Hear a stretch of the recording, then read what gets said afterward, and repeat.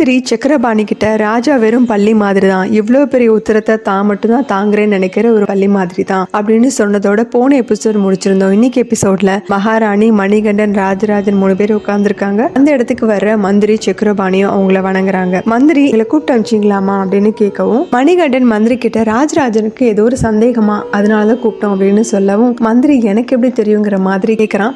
ஒன்னும் பயப்பட வேண்டாம், உங்களுக்கும் சக்கரபாணிக்கும் நல்லா தெரிஞ்ச விஷயத்தை பத்தி தான் கேட்கறோம் அப்படிங்க. சக்கரபாணி எங்களுக்கு தெரிஞ்ச விஷயமா என்ன அது அப்படின்னு கேட்கிறான். மகாராணி ஒண்ணு கௌளி சாஸ்திரத்துல ஒரு சந்தேகம் இருக்கு, அதை பத்தி தான் கேட்கணும் அப்படின்னு மகாராணி சொல்லவும், மந்திரி தடுமாறிக்கிட்டே அதை பத்தி எனக்கு தெரியாதே அப்படிங்கிறான். உடனே மணிகண்டன், இல்ல மகாராஜா உத்தரத்துல இருக்கிற வெறும் பள்ளி மாதிரி தான் அப்படின்னு நீங்க சொல்றீங்கன்னா உங்களுக்கு கௌளி சாஸ்திரம் கண்டிப்பா தெரிஞ்சிருக்கணும்ல அப்படின்னு சொன்னதும் மந்திரி சக்கரபாணி அதை கேட்டு அதிர்ச்சி ஆகுறாங்க. மந்திரி தடுமாறதை பார்த்துட்டு மணிகண்டன், அதை பத்தி தான் அம்மா கிட்ட பேசிட்டு இருந்தது, அவங்களுக்கு தான் ஏதோ சந்தேகமா அப்படின்னு சொன்னதும் மகாராணி கேக்குறாங்க, பள்ளி ஒரு இடத்துல விழுந்தா அதுக்கான பலன் என்னவா இருக்கும் அப்படின்னு கேட்கும். சக்கரபாணி கையெடுத்து கும்பிட்டு, சத்தியமா எனக்கு கௌளி சாஸ்திரமே சுத்தமா தெரியாது அப்படின்றான். மகாராணி விடாம வலது பாதத்துல விழுந்தா என்ன பலன் அப்படின்னு கேக்குறாங்க. மந்திரி அதுவும் எனக்கு தெரியாதே அப்படிங்க.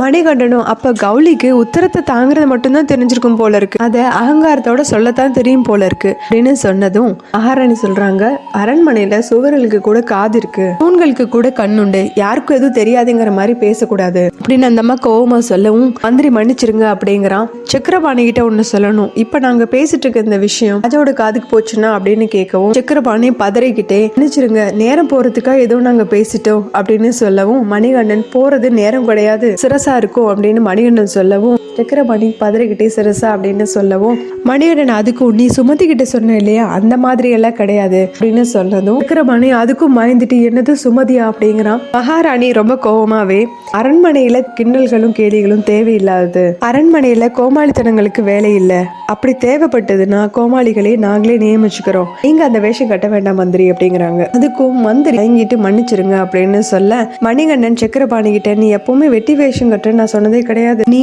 உனக்குன்னு தனியா ஒரு வேஷம் கட்ட வேண்டிய அவசியமும் இல்ல அப்படின்னு சொல்லவும், மகாராணியே சொல்றாங்க, மணிகண்டனுக்கு 1000 காதுகள் இருக்கு, யார் எங்க இருந்து பேசினாலும் அவனுக்கு கேட்கும், அவனுக்கு 1000 கண்கள் இருக்கு, யார் எங்க இருந்து செஞ்சாலும் அவனுக்கு தெரியும், அதை முதல்ல தெரிஞ்சுக்கோங்க, பிரஜைகளோட 1000 நாக்குகளும் கூட அவனை வாழ்த்திட்டு இருக்கு, மணிகண்டனுக்கு எல்லாமே தெரியும் மந்திரி அப்படின்னு சொல்லவும், எனக்கு ஒண்ணுமே தெரியாதுமாங்கிறான். அந்த அம்மா அவர் அங்க இருந்து கிளம்ப சொல்லிடுறாங்க. சக்கரபாணி அவங்கள வணங்கிட்டு அங்க இருந்து கிளம்புறான். அடுத்த காட்சியில மந்திரி சக்கரபாணிட்ட பேசிட்டு இருந்ததுதான் காமிக்கிறாங்க.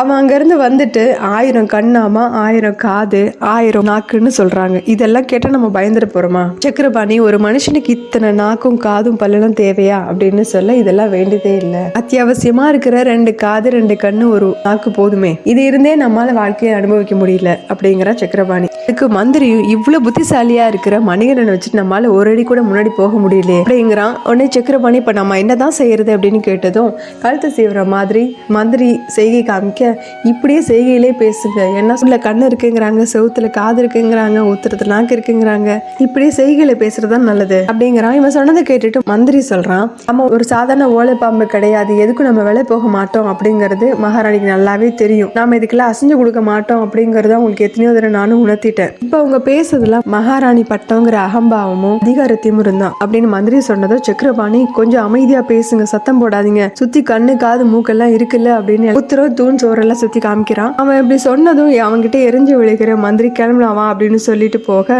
நாங்க இது வரைக்கும் எதுவுமே பேசல கேட்டீங்களா அப்படின்னு சௌர உத்தரத்தெல்லாம் பார்த்து சொல்லிட்டு கிளம்புறான். இதோட இந்த எபிசோட் முடியுது. அடுத்த எபிசோட்ல பார்க்கலாம். சேனல் லைக் பண்ணுங்க, ஷேர் பண்ணுங்க, சப்ஸ்கிரைப் பண்ணுங்க, பெல் பட்டனை பிரஸ் பண்ணுங்க. தேங்க்யூ.